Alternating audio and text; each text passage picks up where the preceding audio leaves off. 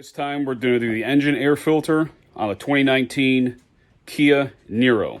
Okay, your air filter is underneath this housing here. This whole section is going to come off, okay? So you got one clip like this, pops that way. Two clips here that are just the same way, but they're the same type of clip, but they're upside down. So from underneath here, I got to pull that clip in here also. Okay, this front edge comes up and then out. And there's your air filter. Comes out just like that. You can drop your new one right back in.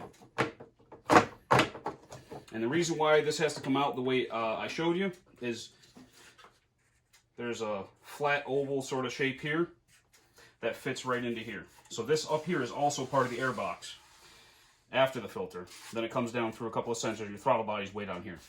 So now putting it back in, we just got to line that up.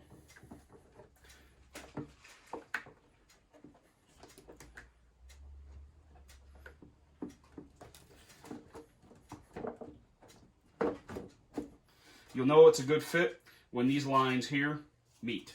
Okay, so this meets straight across. You know you got to put in correctly. Then push it down, clip, clip, clip. Air filter's been replaced.